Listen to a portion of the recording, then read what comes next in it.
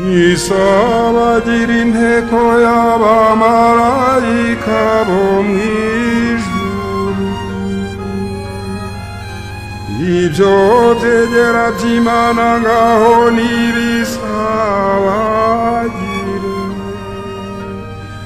maze ubutsinzi bw'umwami w'ikirangirire uvugirizwa impanda z'ubucungurambaga. Isi yose nayo nihimbarwe, kuko yakeshejwe n'imuri zitabarika zibengerana, ubwo yatatswe uburanga n'umwami uhoraho iteka. Niyiyumvemo ko ntawe igihuriye n'umwijima, bari uyibundikiye. Umubyeyi wacu Kiliziya niyishime, kuko ibengerana urumuri rw'agatangaza, maze amajwi ahanitse y'imiryango yirangirire muri iyi ngoro ubwayo. Nicyo gitumye mbasaba namwe bavandimwe b'inkoramutima, mwakoranyijwe no guhimbaza umucyo w'agatangaza, dukesha urumuri rutagatifu, ngo mwifatanye nanjye kwambaza impuhwe z'Imana ishobora byose,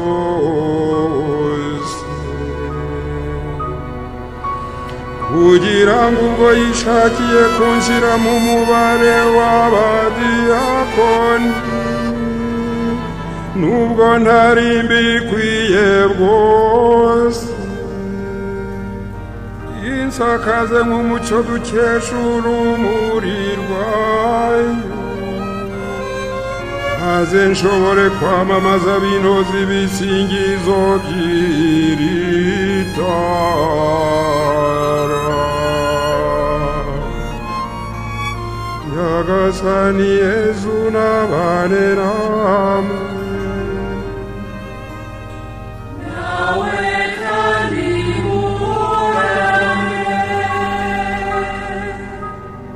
Imitima yanyu nihugukire iby'ijuru,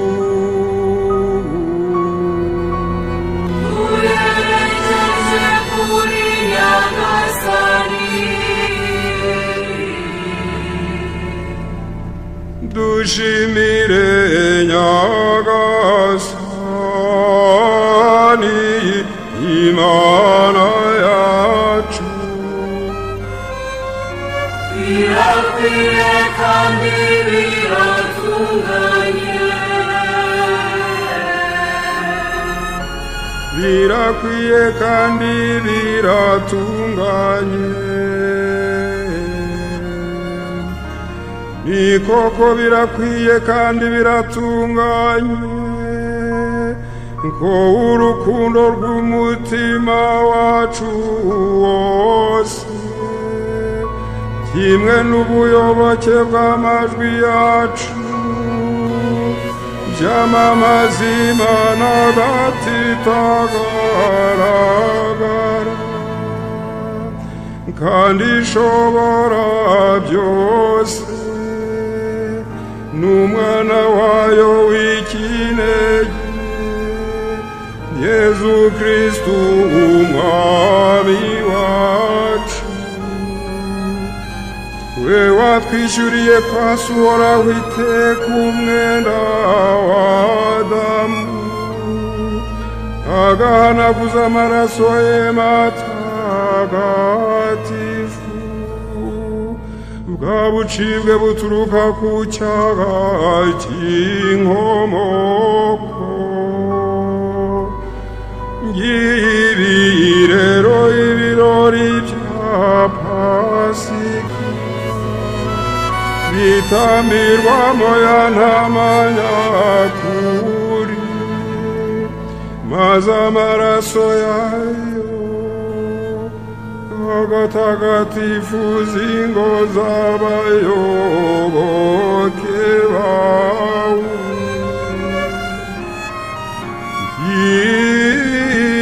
Irya joro wagobotsemo bwa mbere abakurambere bacu, abana ba Israheli, ukabavana mu Misiri, ukabambutsa inyanja y'umutuku, uhabashakiye inzira y'umutsi.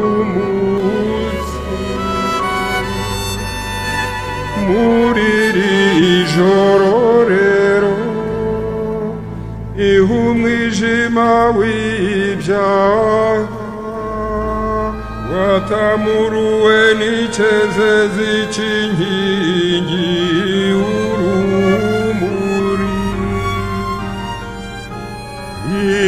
Iri joro niry'ubungubu rikomorera ingabire abemera Kristu ku isi hose, bitandukanyije n'ingeso mbi z'isi n'umwijima w'ibyaha, maze rikababumbira mu butungane.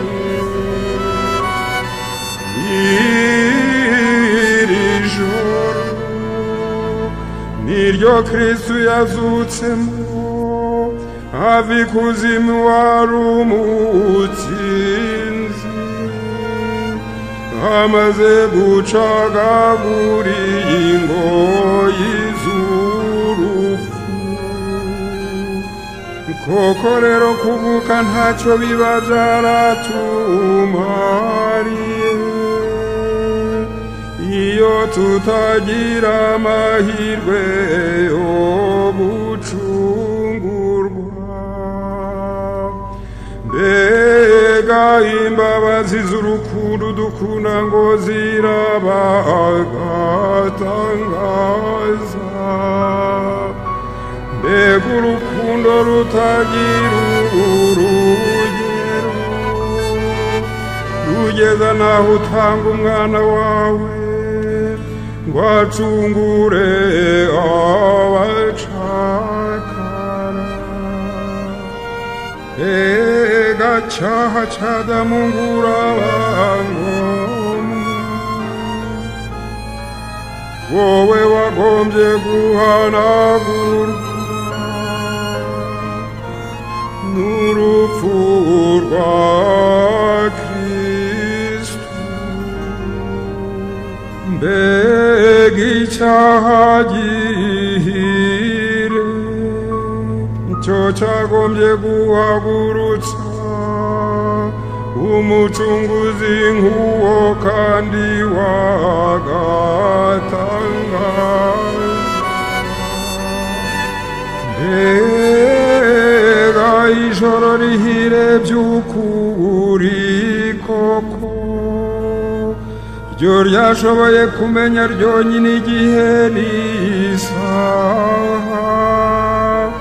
Kristu yazutse akava mu bapfuye.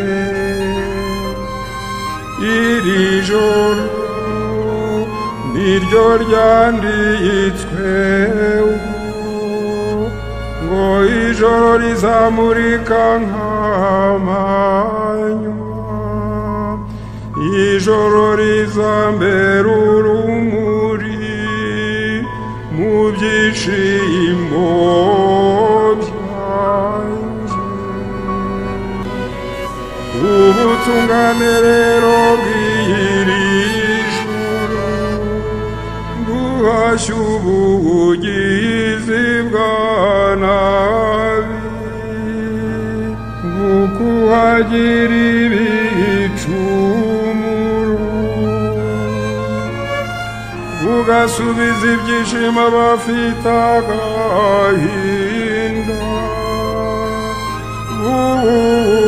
bugatsemba inzangano, bugatera ubwumvikane, bukagusha ubukana bw'ingoma zose z'isi. Nuko rero dawe nyir'ubutagatifu, ugirira ubuntu tugukesha muri iri joro, maze wakira ituro rigusingiza Kiliziya ntagatifu iguhereje kuri uyu mugoroba, ibigirishije abagaragu bawe, rikaba rishushanywa n'iri tara ryakozwe mu bishashara cy'inzuki. Ndetse tuzi icyo iyi nkingi y'umuriro ivuga, niyo muriro waka ushashagirira kubaha Imana. Nubwo urwo rumuri rushobora gukongezwaho na benshi, ntabwo rwigera rugabanurwa n'imuri barukongejeho,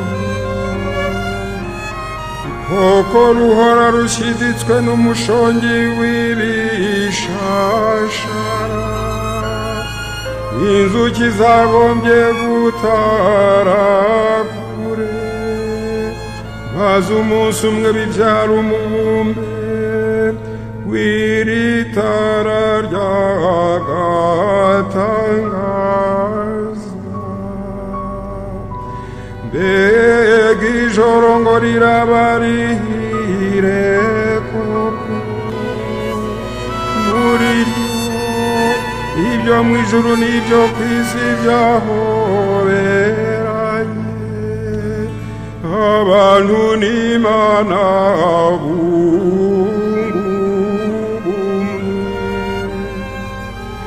turagusabye rero Nyagasani, ngo iri tara rya Pasika ryeguriwe kubaha izina ryawe, yeyura umwijima w'iri joro, kandi rigumye kwakirana ubudahwema. Uryakireho umubavu uhumura neza, maze urumuri rwaryo rwibumbire hamwe n'urw'inyenyeri zo mu ijuru. Inyenyeri yo mu rukerera isa ngeri icyo kirana. Ndavuga nanone ya nyenyeri yakirana iteka ntizime, ari we Yezu Kristu, umwana wawe wazutse, akava ikuzimu akereye kumurikira imbaga ya muntu. We wubahwa agategeka iteka ryose.